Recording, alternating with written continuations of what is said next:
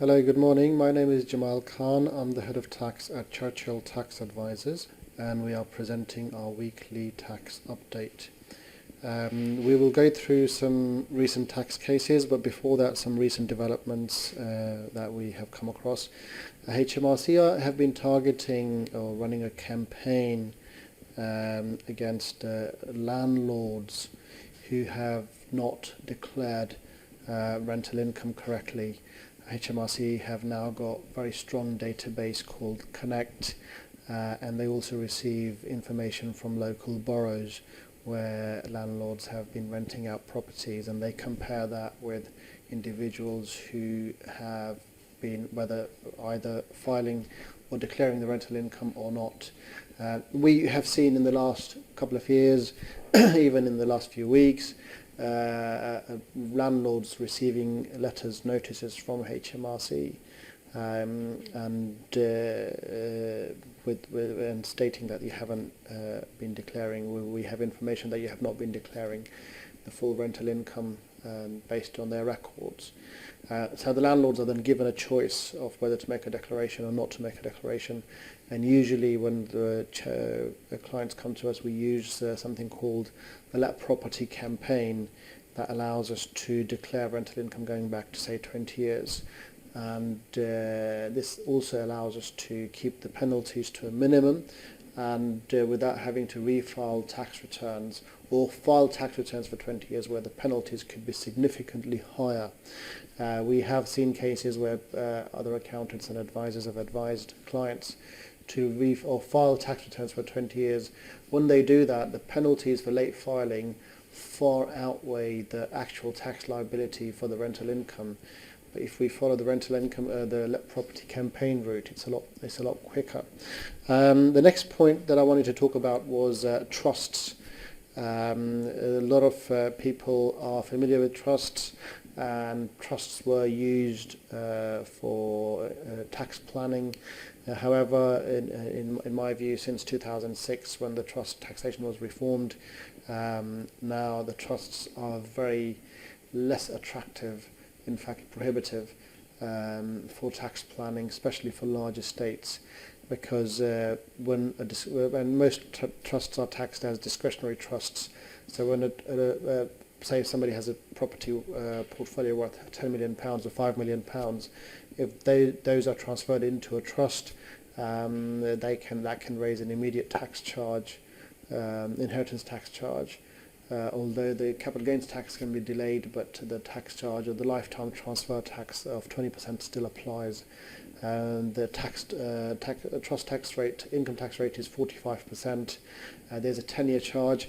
So for those reasons, we are at this moment in time, we're seeing more clients who come to us who want to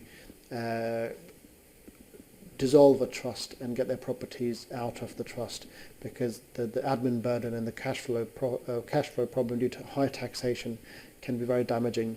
The next point, we now move on to some of the cases for that have been announced in the last week or so.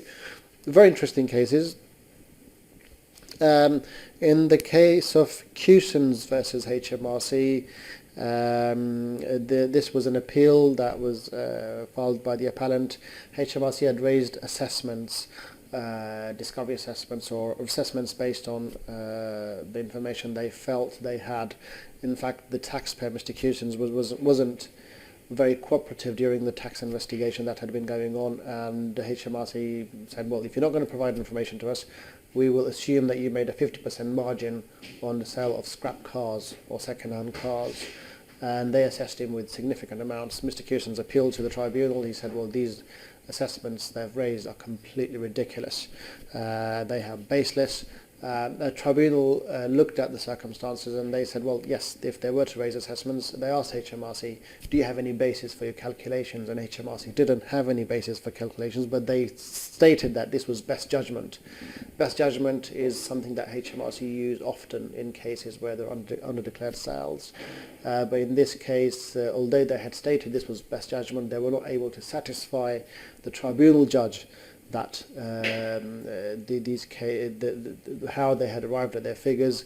The tribunal judge asked, would it be practical to make 50% profit on scrap cars, and they couldn't justify that, and therefore the whole assessment and the penalties and everything was cancelled, which is quite a good result for Mr. Cusins. I mean, although he was completely not cooperative, he had given HMRC officers a very difficult time during the case, but ultimately he got the results. So it's an unusual case, but something to watch out for. If HMRC are being unreasonable in raising their assessments, they need to that can be challenged.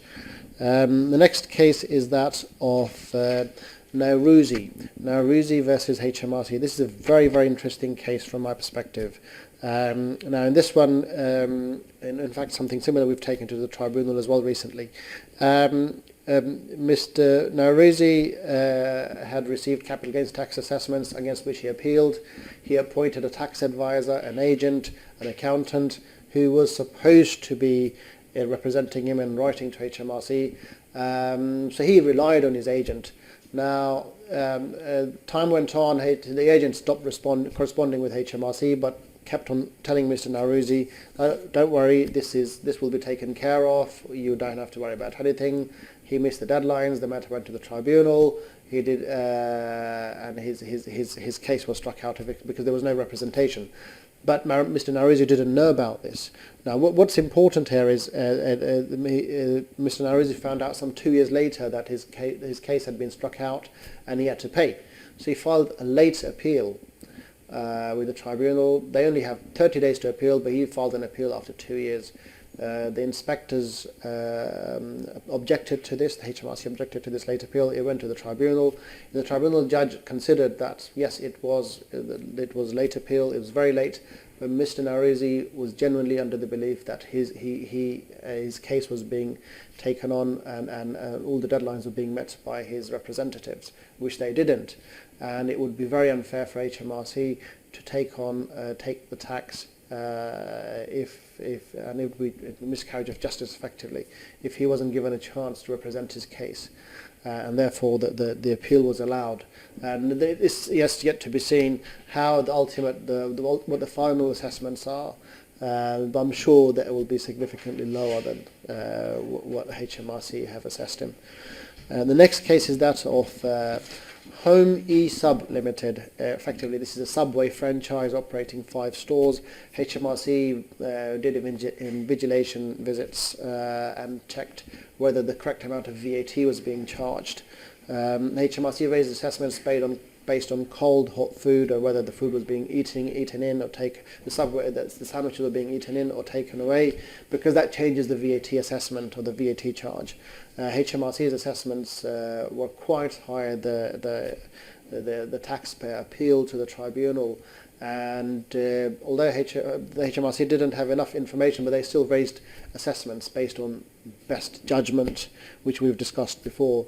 So the taxpayer's contention was that these best judgment assessments are very wrong, and when they were tested in the tribunal, the HMRC's assessments could not justify the basis, or could not justify how they have arrived at these figures.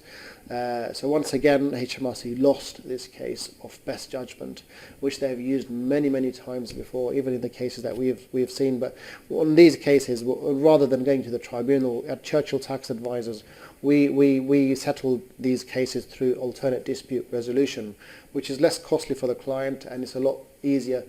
It's better for both parties to reach a resolution.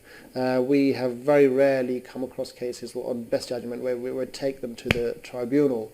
But I mean, as I said, this case was taken and it was won. So it is quite a good news, and something that can be used by other taxpayers during tax investigations when HMRC have raised best judgment. If you like our YouTube videos, please like them on YouTube, on the channel. You can subscribe to our channel as well. Thank you.